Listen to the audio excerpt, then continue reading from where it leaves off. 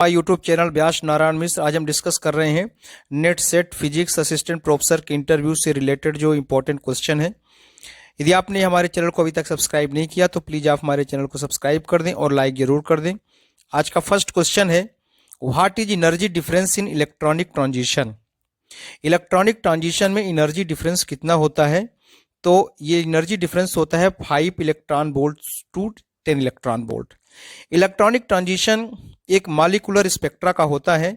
Molecular spectra mainly 3 प्रकार के होते हैं, जिसमें इलेक्ट्रॉनिक ट्रांजिशन होता है और रोटेशनल ट्रांजिशन होता है और वाइब्रेशनल ट्रांजिशन होता है। इलेक्ट्रॉनिक ट्रांजिशन एब्जॉर्प्शन और इमिशन दोनों प्रकार के स्पेक्ट्रम में पाया जाता है, जबकि रोटेशनल और वाइब्रेशनल जो ट्रांजिशन होता है वो सिर्फ एब्जॉर्प्शन स्पेक्ट्रा में ही पाया जाता है। वाइब्रेशनल स्पेक्ट्रा के लिए जो एनर्जी लेवल का डिफरेंस होता है वो 0.1 इलेक्ट्रॉन वोल्ट होता है और रोटेशनल ट्रांजिशन के लिए जो एनर्जी डिफरेंस होता है वो होता है 0.005 इलेक्ट्रॉन वोल्ट होता है।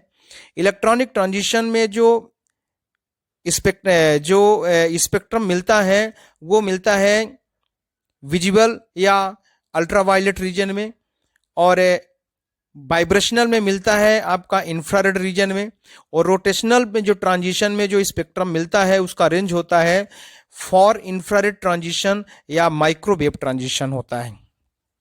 सेकंड क्वेश्चन है, which experiment does prove the spin of electron.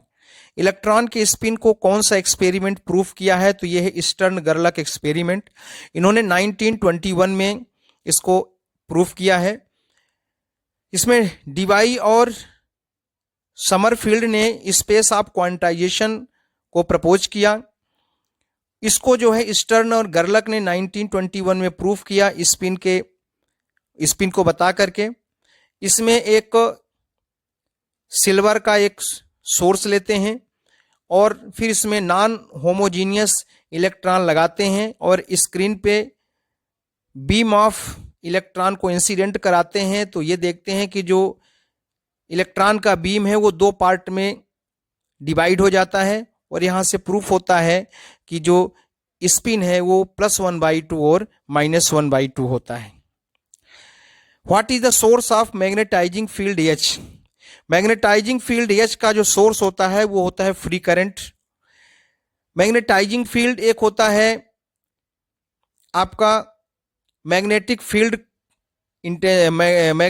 Intensity या मैग्नेटिक फ्लक्स डेंसिटी, जिसको हम B से रिप्रेजेंट करते हैं। ये बाउंड करंट और फ्री करंट दोनों के कॉम्बिनेशन के कारण ये magnetic flux density B produce होता है। सिर्फ फ्री करंट के कारण मैग्नेटाइजिंग फील्ड H प्रोड्यूस होता है और ओनली बाउंड करंट के कारण मैग्नेटाइजिंग वेक्टर, जिसको हम M से या I से रिप्रेजेंट करते हैं, वो प्रोड्यूस होता है।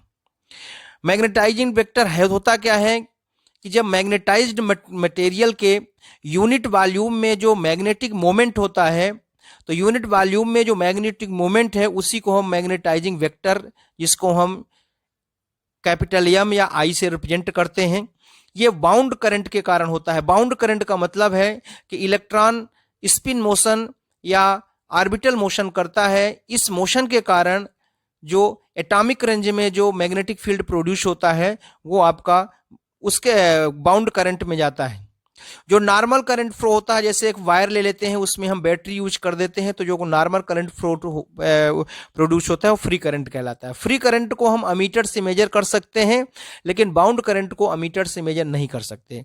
फ्री करंट को हम स्विच ऑफ या ऑन के द्वारा करंट को कंट्रोल कर सकते हैं, लेकिन बाउंड करंट को हम कंट्रोल नहीं कर सकते। और जिसमें बाउंड करंट और फ्री करंट दोनों होता है वो मैग्नेटिक फ्लक्स डेंसिटी, जिसको हम B से रिप्रेजेंट करते हैं, वो कंसीडर किया जाता है। Which field does not depend on medium. तो जो इलेक्ट्रिक फील्ड और मैग्नेटिक फील्ड होता है, तो इलेक्ट्रिक फील्ड जिसको हम E से रिप्रेजेंट करते हैं वो मीडियम पे डिपेंड करता है और उसका फॉर्मूला होता है 1/4πε0 Q/r²। तो जो इलेक्ट्रिक फील्ड E है वो मीडियम पे डिपेंड करता है। एक ऐसा इलेक्ट्रिक फील्ड कंसीडर किया गया जो मीडियम पे डिपेंड नहीं करता, सिर्फ चार्ज पे डिपेंड करता है, और वो होता है क्या? Displacement vector field. Displacement vector field, जब कैपेसिटर को हम चार्ज करते हैं या डिस्चार्ज करते हैं, उस एरिया में एक करंट प्रोड्यूस होता है जिसको हम डिस्प्लेसमेंट करंट कहते हैं, डिस्प्लेसमेंट वेक्टर फील्ड कहते हैं। और ये जो है प्योर चार्ज के कारण, फ्री चार्ज के कारण ही ये करंट डिस्प्लेसमेंट वेक्टर फील्ड होता है। What is Bohr's correspondence principle? तो बोर्स कॉरेस्पॉन्डेंस प्रिंसिपल कहता है कि क्वांटम फिजिक्स का के लॉ का जो रिजल्ट है वो क्लासिकल फिजिक्स के रिजल्ट में चेंज हो जाएगा जब हम बहुत ज्यादा क्वांटम नंबर की वैल्यू लेंगे। अगर क्वांटम नंबर की वैल्यू, जैसे क्वांटम नंबर संख्या n होती है, अगर हम 1 2 3 4 छोटी वैल्यू ले रहे हैं तो क्वांटम मैकेनिक्स के रिजल्ट, क्वांटम फिजिक्स के रिजल्ट अलग होंगे और क्लासिकल फिजिक्स के रिजल्ट अलग होंगे। लेकिन यदि हम 1 2 3 4 इसी तरह से 100 200 लाख करोड़ इस तरह से हम वैल्यू लेते हैं तो एक ऐसी सिचुएशन आती है कि जो एनर्जी लेवल डायग्राम है वो काफी क्लोज हो जाता है और वो एक तरह से कंटिन्यूअस की तरह दिखता है। और कंटिन्यूअस स्पेक्ट्रम जो है वो क्लासिकल फिजिक्स का होता है। तो ये तभी संभव है जब हम क्वांटम नंबर ज्यादा लें। एहरनफेस्ट प्रिंसिपल भी इसी तरह से बोलता है कि क्वांटम फिजिक्स की जो एवरेज वैल्यू होती है, अगर हम बहुत सारी वैल्यू लें, उसका एवरेज वैल्यू निकालें क्वांटम फिजिक्स में, तो वो वैल्यू क्लासिकल फिजिक्स से मैच करती है। तो एहरनफेस्ट थ्योरम और बोर्स कोरेस्पॉन्डिंग प्रिंसिपल, ये दोनों काफी इंपॉर्टेंट प्रिंसिपल हैं। बोर के कोरेस्पॉन्डिंग प्रिंसिपल से हम जो स्पेक्ट्रल लाइन की इंटेंसिटी है, हम उसमें एक सुटेबल इंफॉर्मेशन प्राप्त कर सकते हैं और जो परमिटेड ट्रांजिशन है उसका एक सिलेक्शन रूल भी हम फाइंड कर सकते हैं। क्योंकि बोर का जो प्रिंसिपल है उसका ड्रॉबैक यही है कि वो स्पेक्ट्रल लाइन की इंटेंसिटी को मेजर नहीं करता, लेकिन स्पेक्ट्रल लाइन की इंटेंसिटी के इंफॉर्मेशन के लिए बोर ने कोरेस्पॉन्डेंस प्रिंसिपल दिया। इसी तरह से जो ट्रांजिशन होता है उसका सिलेक्शन रूल भी बोर के कॉन्सेप्ट से नहीं आया, लेकिन बोर ने जो कोरेस्पॉन्डेंट प्रिंसिपल दिया, इस प्रिंसिपल के अकॉर्डिंग एक सिलेक्शन रूल भी हम फाइंड कर सकते हैं।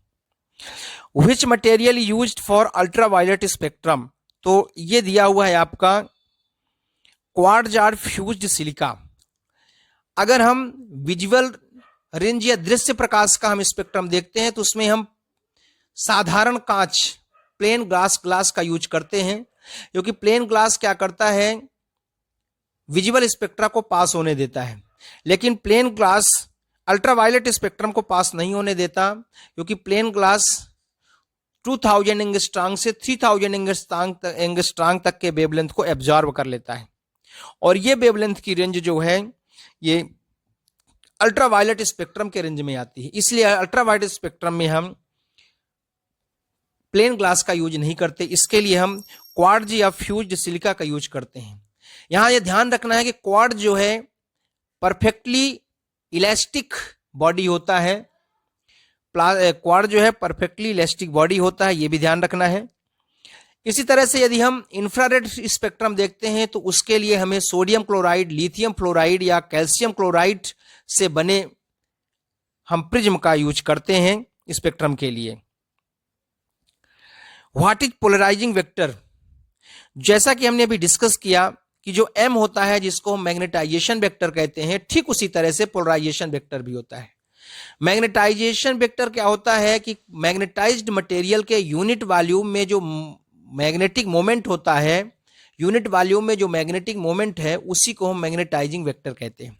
ठीक उसी तरह से पोलराइजेशन वेक्टर ये इलेक्ट्रिक फील्ड के लिए है कि जब कोई पोलराइज्ड बॉडी के यूनिट वॉल्यूम में जो डाइपोल मोमेंट प्रोड्यूस होता है, उस यूनिट वॉल्यूम में प्रोड्यूस डाइपोल मोमेंट को ही हम पोलराइजेशन वेक्टर कहते हैं। इसको हम P से रिप्रेजेंट करते हैं। P इक्वल टू होता है सिग्मा P, मतलब पोलराइजेशन वेक्टर जो है ये बाउंड सरफेस चार्ज डेंसिटी के बराबर होता है। तो इस तरह से हमने कुछ इंपॉर्टेंट 7 क्वेश्चन काफी डिटेल में एक्सप्लेन किया। कोई डाउट हो तो आप कमेंट बॉक्स में कमेंट कर सकते हैं। हमारे वीडियोज कंटिन्यू इसी तरह से आते रहते हैं। आपको यह भी ध्यान रखना है, जैसे एक होता है मैग्नेटिक सस्पिटिबिलिटी और एक होता है इलेक्ट्रिक सस्पिटिबिलिटी।